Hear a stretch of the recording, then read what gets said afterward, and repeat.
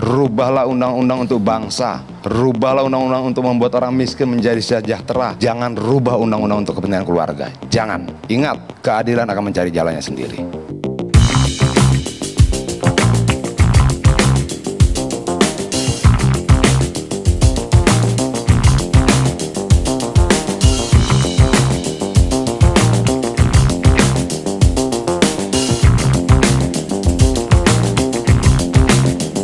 Nah, menurut saya ada benarnya juga ya apa yang dikatakan oleh Adian Apitupulu pada waktu lalu ya, yaitu keadilan akan menemukan jalannya sendiri. Nah, pada waktu lalu kalau kita mengikuti yaitu jalannya sidang gugatan di MK yaitu oleh paslon 01 dan 03, di situ bahkan dari MK sendiri menegaskan yaitu tidak ada yaitu bukti cawe-cawe Pilpres libatkan Jokowi. Ya, padahal kalau kita ketahui ya, entahlah pokoknya fenomena pada Pilpres 2024 sangat wow sekali. Kita merasakannya. Seharusnya juga Hakim MK itu lebih merasakan, yaitu betapa cawe-cawe Presiden Joko Widodo itu sangat-sangat kental dan juga terlihat. Tetapi memang ya kita tidak tahu lagi ya fenomena apa pada waktu lalu ya. Tetapi juga ya kita harus menerima lah. Akhirnya MK pun juga memutuskan yaitu menolak semua gugatan dari paslon 01 dan 03. Nah, dari sini yaitu ada video dari Pak Prabowo Subianto di sini dari Kompas TV, yaitu bahkan dikomentari oleh Bill Ray. Akhirnya kebenaran menemukan jalannya sendiri. Blak-blakan Prabowo merasa disiapkan Jokowi di Pilpres 2024. Lagi-lagi di sini juga merasa disiapkan. Entah di situ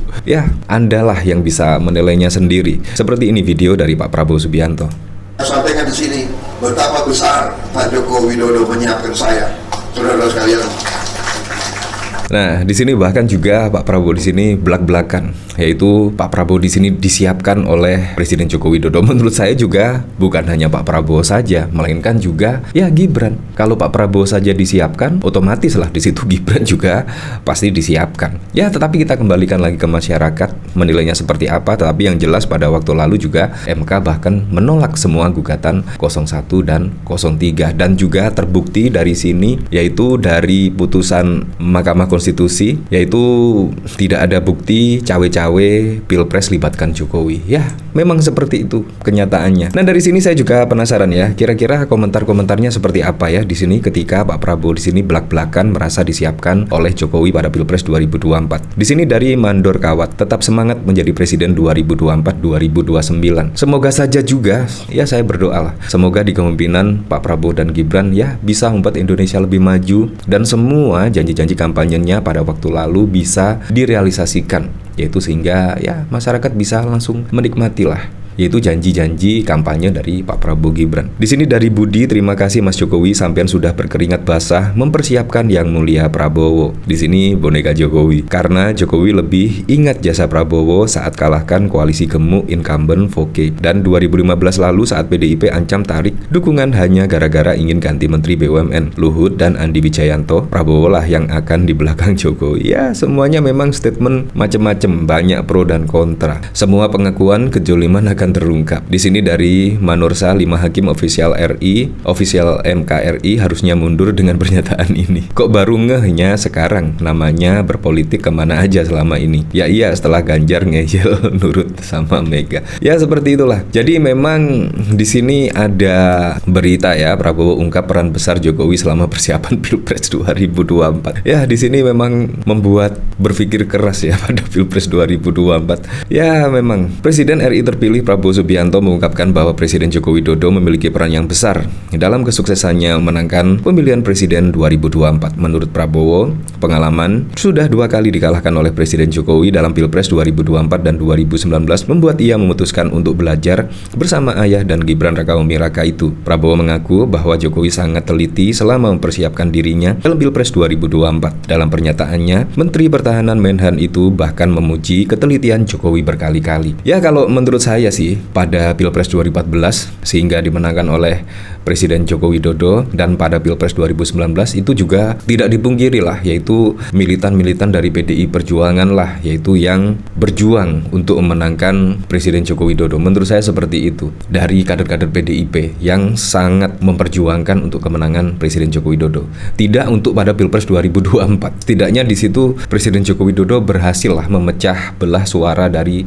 PDIP. Terbukti pada waktu lalu juga kader-kader dari PDIP yang terbaik di situ bahkan juga membelot, setidaknya mendukung pencalonan Pak Prabowo dan juga Gibran, dan bahkan juga ya seperti Adiana Pitupulu, Bambang Pacul, dan kader-kader lainnya itu menurut saya yang memperjuangkan itu ya Adiana Pitupulu memperjuangkan Ganjar Pranowo, tetapi itu juga menurut saya pribadi sih hanya setengah hati saja. Jadi saya sangat teringat sekali ya apa yang diperjuangkan oleh Adiana Pitupulu, yaitu keadilan akan mencari jawabannya sendiri. Menurut saya di sini juga sangat benar adanya. Bahkan juga ketika MK memutuskan Presiden Joko Widodo tidak terbukti cawe-cawe pada Pilpres 2024, di sini Pak Prabowo malah ya setidaknya keceplosan lah, yaitu ungkap peran besar yaitu Presiden Joko Widodo pada Pilpres 2024. Bahkan di sini juga mengaku Prabowo merasa disiapkan oleh Presiden Joko Widodo. Nah, dari sini juga ada berita lagi dari Detik News, blak-blakan Prabowo soal hubungan dengan Jokowi saat ini. Nah, di sini Presiden terpilih Prabowo blak-blakan tentang hubungannya dengan Presiden Joko Widodo saat ini. Dia pun mengungkit soal peran Jokowi dalam mempersiapkan dirinya maju Pilpres 2024. Hal tersebut disampaikan Prabowo dalam acara Halal Bihalal PBNU di Kramat Jaya, Jakarta Pusat pada 28 April. Awalnya Prabowo mengatakan dirinya tengah merumuskan hingga belanja masalah menunggu pelantikan Presiden dan Wapres pada 20 Oktober 2024 mendatang. Saat-saat ini menunggu penyerahan mandat yang final tanggal 20 Oktober yang akan datang. Masa ini kami gunakan sebenar-benarnya dan sungguh-sungguhnya untuk menyiapkan diri, ujar Prabowo. Kami belajar masalah, kami kumpulkan pada pakar, kami diskusi dengan semua unsur untuk kami rumuskan langkah-langkah sehingga tanggal Oktober nanti dengan penyerahan mandat tidak akan vakum, tidak akan ada waktu yang terbuang, sambungnya. Ya, semoga sajalah besok juga langsung bekerja, yaitu melanjutkan program-program pemerintahan dari Presiden Joko Widodo. Nah, di sini bahkan Adiana Pitupulu di sini ya setidaknya bersuara lantang tentang putusan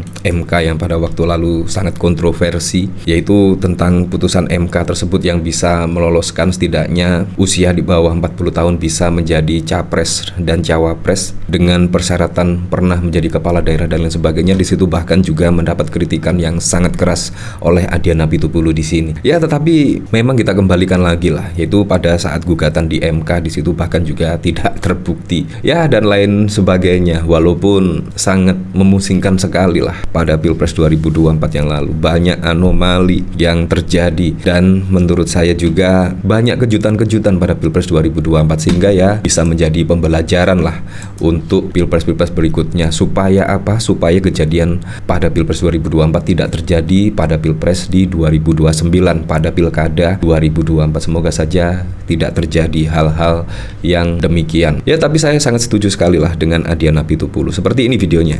Rubahlah undang-undang untuk bangsa. Rubahlah undang-undang untuk membuat orang miskin menjadi sejahtera. Jangan rubah undang-undang untuk kepentingan keluarga. Jangan. Ingat, keadilan akan mencari jalannya sendiri. Wow, menurut saya itu sangat keren sekali. Ya, semoga sajalah besok di kepemimpinan Pak Prabowo dan juga Gibran bisa memajukan Indonesia dan bisa merealisasikan semua program-program dan janji-janji kampanyenya sehingga bisa dirasakan manfaatnya langsung oleh masyarakat.